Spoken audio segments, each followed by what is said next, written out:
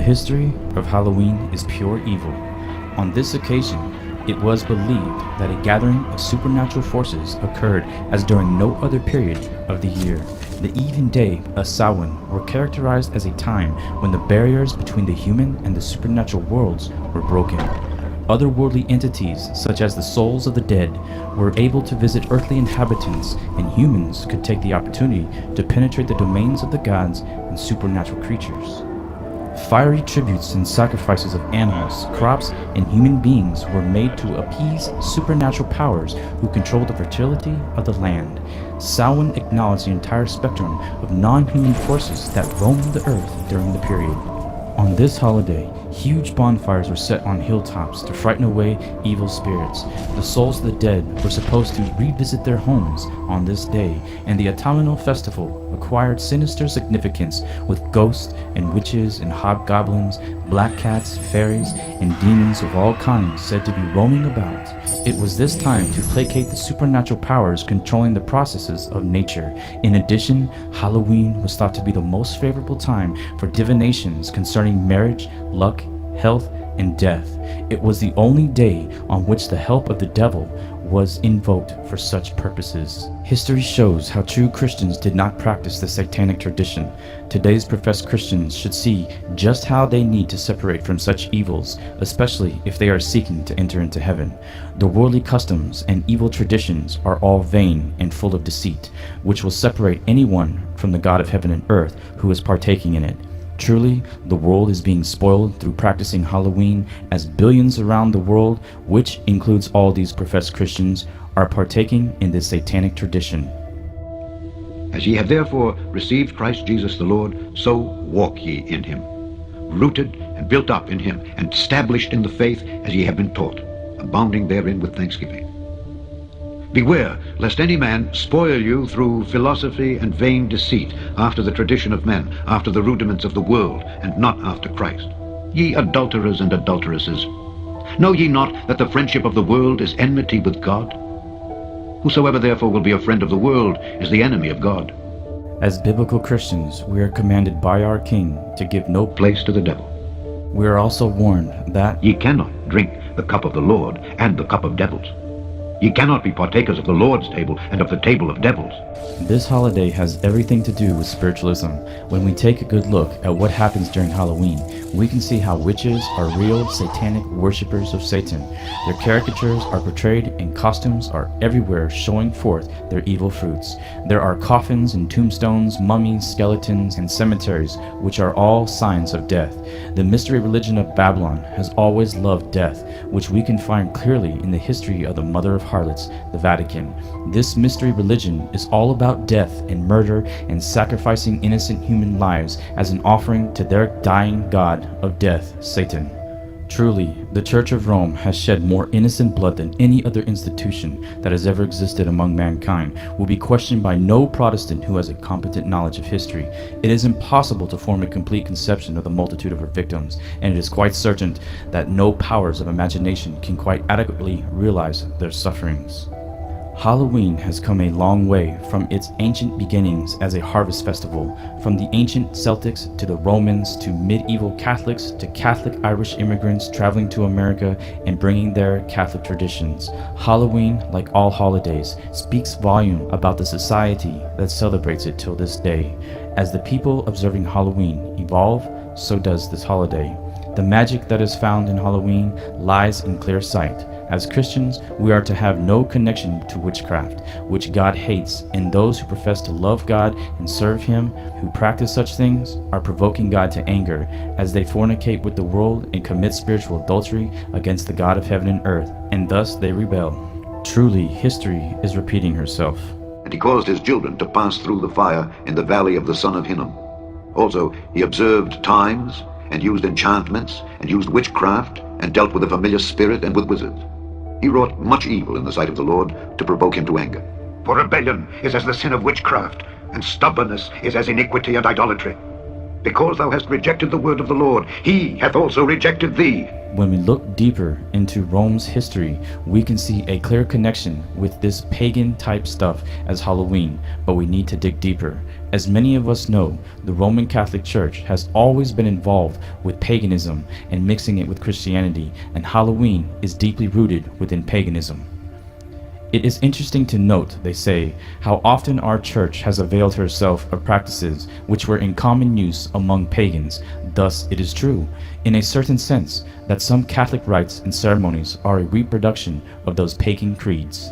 The Roman Catholic Church has always engaged in witchcraft, spiritualism, and the state of the dead, where they believe that the spirits of the dead visit this world, especially on Halloween. For instance, Lemuria or Lemures were spirits of the dead who returned for only 3 particular days a year to threaten their descendants. In order to win over the evil spirits, a ritual was enacted by the Pater Familias, which is the oldest living male in the household. When the clock would strike midnight, the Pater Familias would walk barefoot throughout his own house to rid the evil spirits of the dead. With this exorcism ritual, holding his hand upheld in what is referred to as a fig gesture, placing the thumb between the second and the third fingers, and filling his mouth with dried black beans, he would make the circuit around his house, spitting the beans on the floor in order to bait the evil spirits of the dead. And so, as he walked and spit out a bean, he would recite 9 times the incantation, "With these I redeem myself and mine."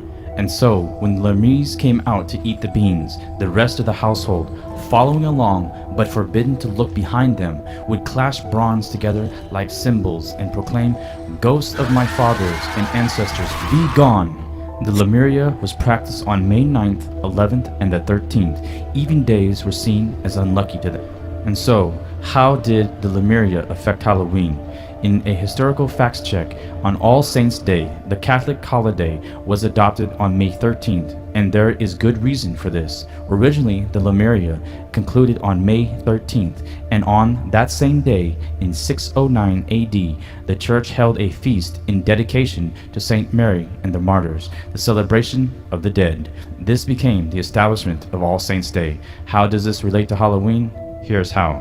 Later, around the 8th century AD, as the Lemuria faded away in popularity and practice, the Church moved All Saints' Day from the 13th to November 1st, where it is currently celebrated to this day by Catholics. It was originally known as All Hallows, meaning All the Holy Ones, or All Saints' Day, and Halloween was simply All Hallows' Eve. Note that May 1st and November 1st are exactly 6 months apart and mark the beginning of the end of summer.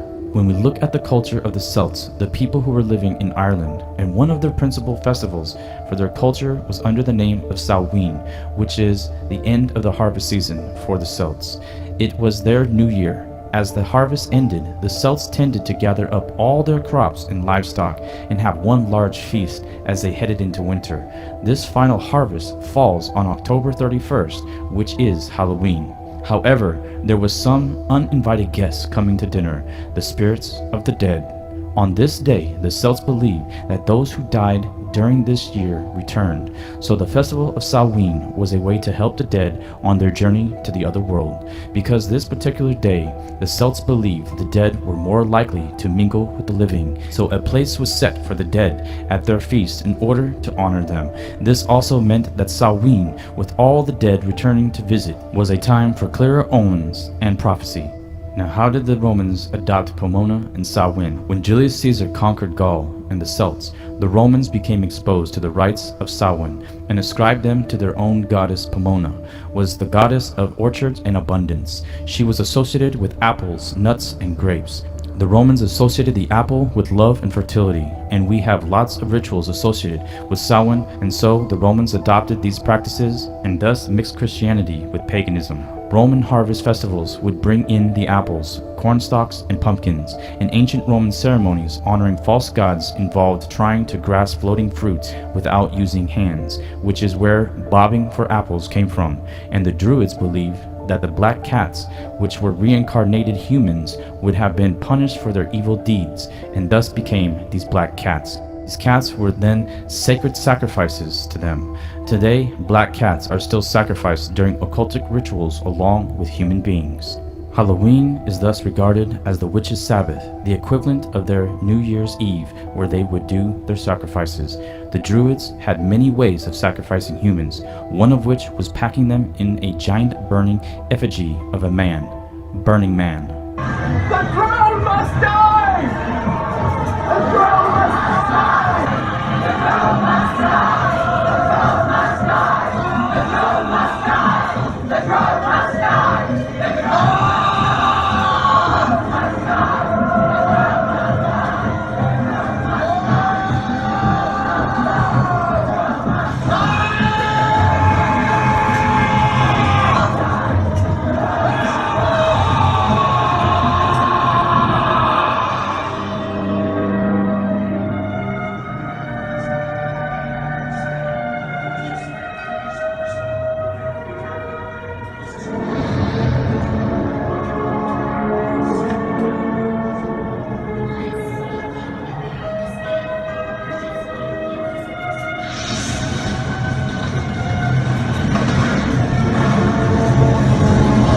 These roots lie firmly in the old pagan holiday of Samhain, which, along with May 1st, Beltan, was regarded as one of the most important days of the year.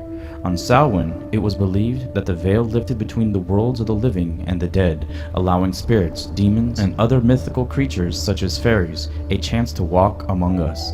But the reality of Halloween through the eyes of the Celts and the Druids is scarier than any horror film, because it is reality. According to old documents, in its most primitive guise, Samhain would have featured many sacrifices to the Celtic gods of death, with both animals and humans thrown into a huge fire pit as offerings. This tradition goes way back in ancient times, where the God of heaven and earth had even warned his people. And thou shalt not let any of thy seed pass through the fire to Molech, neither shalt thou profane the name of thy God. I am the Lord. Documents show that the ancient Druids ate their firstborn children on Samhain, or collected the blood of their sacrificial humans in cauldrons and drank it. Just like today, with what we see in the world going on behind closed doors, how there are many missing people throughout the year, where they go around harvesting children and people for the sole purpose of sacrificing them to their gods on Halloween. The stories get gorier, as we see on Halloween how people go around carving out pumpkins. Those that truly get involved in past times would fill their pumpkins with the fat from previous sacrifices and lit.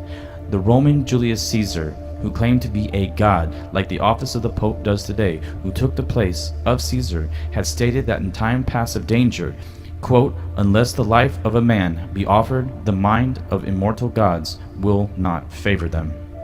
Now that we know the meaning and the tradition behind Halloween, do you really think that we as Christians are to celebrate this thing called Halloween and depart from the living God to serve the God of death?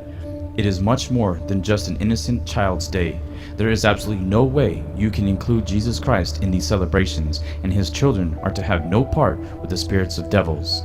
In Ephesians 5:11, Jesus tells us through Paul, And have no fellowship with the unfruitful works of darkness, but rather reprove them. if you are truly born again, act like it and obey the God of heaven and earth, and depart from the God of this world, Satan.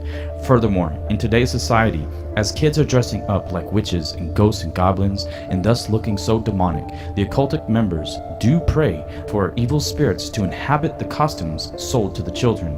Just like the wicked and evil movies they watch, those demons are permitted to enter into the homes of those who do corrupt their lives with such movies. Instead, we should be praying that Satan would be bound. And yes, Disney contributes heavily to the occultic ideas with bed knobs and broomsticks, fantasy, fairy tales, magic spells, and witches. Aladdin with his magic flying carpet, Lion King with the circle of life, the mystical portrayal of the spirits of the dead lion, guided his cub, witchcraft, and practice of divinations. Pocahontas portrays the Native American mystical and pagan view of Mother Earth as a spiritual being, rocks, trees, and birds, etc., who have spirits as well as outer body experience. And sweeping the nations is the Harry Potter craze, which none of us should be engaging in such things, and it is no wonder why so many Christian lives are constantly being attacked by demons who have filled their homes due to the fact that they have allowed them to enter therein.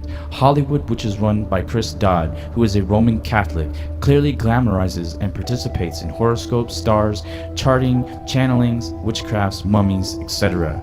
Hollywood television clearly proves how demonic and satanic the influence is that is streaming from this Catholic-run institution.